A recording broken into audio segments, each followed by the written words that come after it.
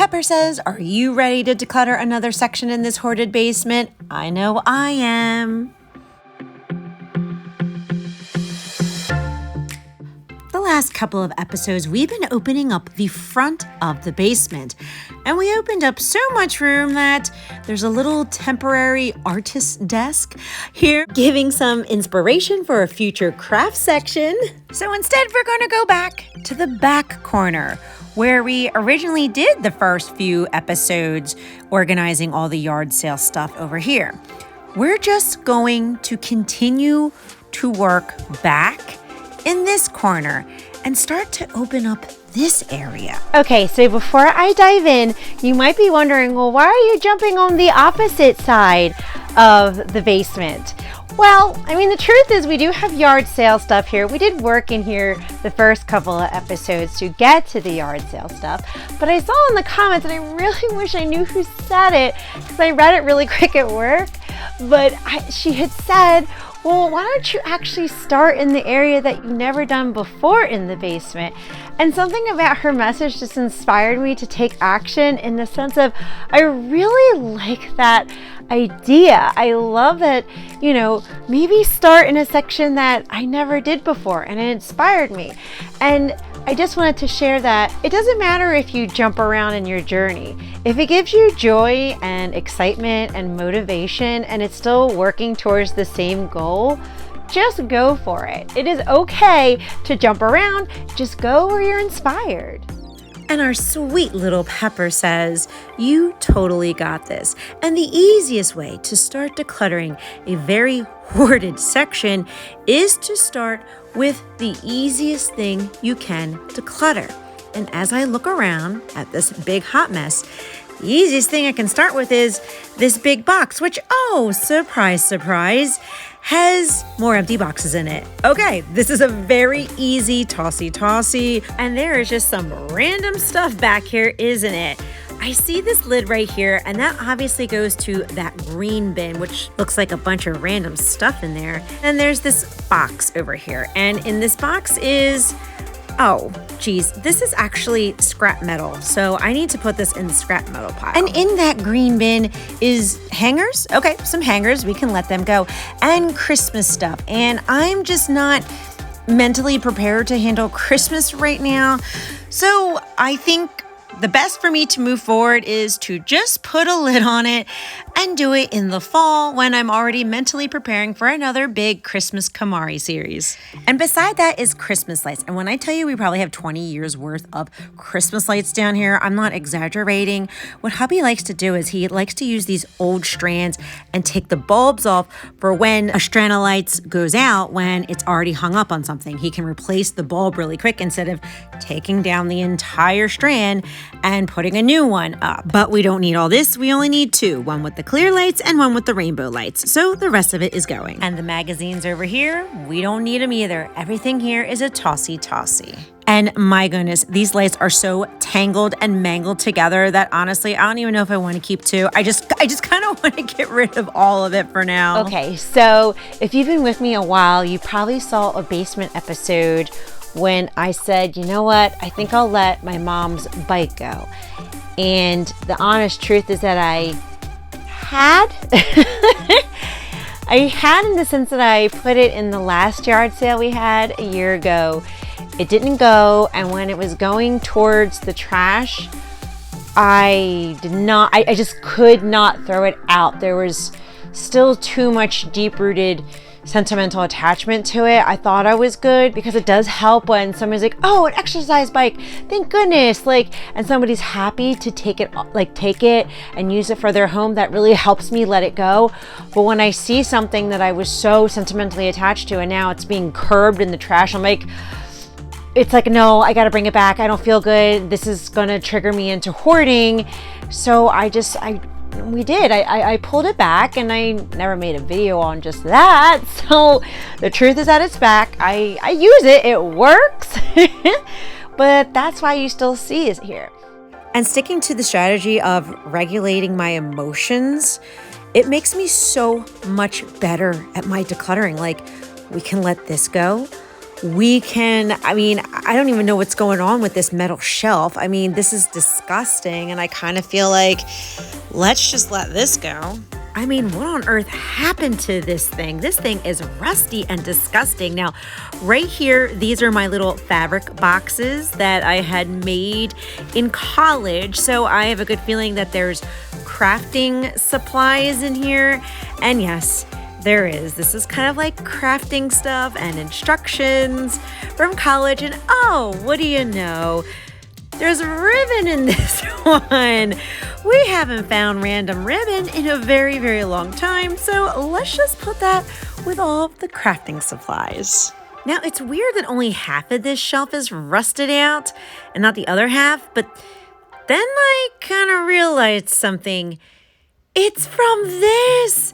This is an old Himalayan salt lamp that I had put down here, and it's like melting, which I guess because of all the humidity in the basement that we used to get, it's like melted and it kind of like destroyed this metal shelf. So yeah, this whole thing is absolutely a tossy. And over here are just some like cleaning supplies that honestly all we have to do is just put this away. And next to it is this laundry basket that just has some random tissue paper and stuff in it. Yeah, we can totally let that go. And I have an idea for this laundry basket. Well, actually, this is my friend Tracy's idea. So thank you, girl. But I'm putting it into the trunk of the Jeep because in New Jersey, stores are banned from using plastic bags. So she said she brings her shopping cart directly to the car, puts all of her items into the laundry basket, and then brings it in, which is a brilliant idea. And I do have plastic bags in my trunk too, if it's just something small, or honestly, I tend to keep forgetting to bring them in. So the laundry basket idea is a great one. And this box right here, it's random, but honestly, it looks like trash, right? And these are things I used to hoard, right? I used to hold on to all of this stuff because I could see the value in it. I didn't think it was trash. I thought, oh, I'm going to keep it out of a landfill. I can reuse it, repurpose it into something. I always attached a value to it, even though honestly, I can finally see there is none. That's where you can see the growth. You can really see the growth because I actually feel comfortable letting all of it go. I'm not even looking through the entire thing. We are letting all of it go. And all of this stuff, okay, we can toss that out.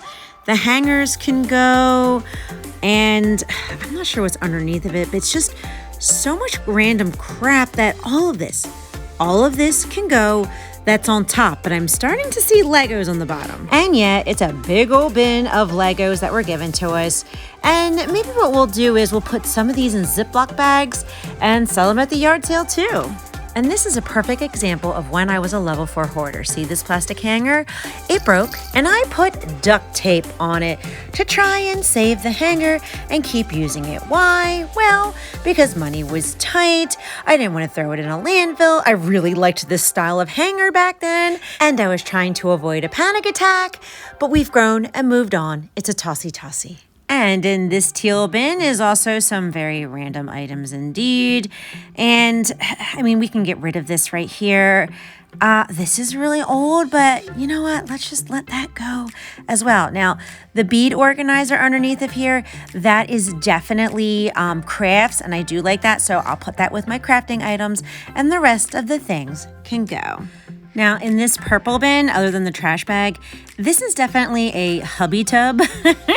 This is a hubby tub, so we will go ahead and put it aside and let him go through all this. And this over here, these bags, yeah, all of this is going to be tossy because I remember these are all the boxes and packages that came in for Christmas 2020. I had ordered most of them because of COVID, and I kind of squirreled them over here, wrapped them over here, and I never actually threw it out. So finally, a year and a half later, we're tossing it.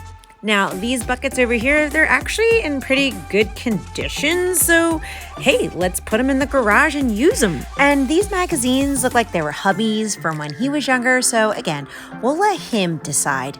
And this red tub is, well, actually it's empty, so we'll put it in the garage so that hubby can use it in there. Now, this hanger and the cardboard box is a Tossy, but these are old picture frames, so I'm just gonna put them away. And this is a great Lego storage bin.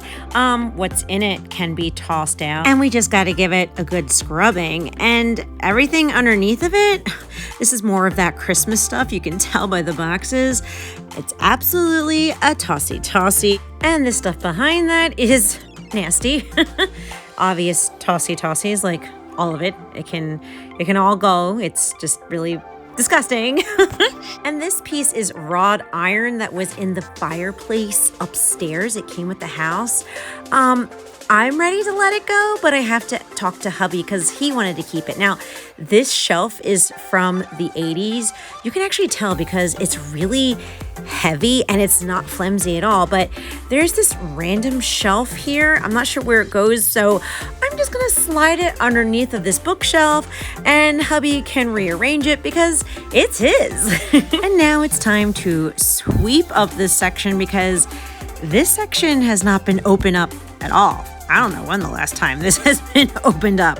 And I am so happy to show you one enormous Tossy pile. We let go of a lot of things, and I can definitely see how I've grown, especially the metal shelf, all these random boxes, all these random things. I remember when I had so many strongholds on these items that appear to be trash to everybody else, but to me and my hoarding, I had seen the value. And now I've grown.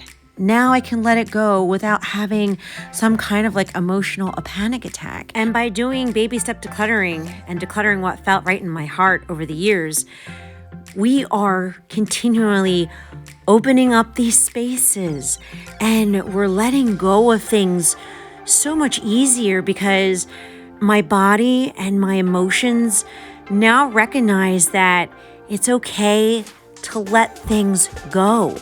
That's why I do it in steps. My mind was wired to hold on to everything because that's what kept me safe over my entire life.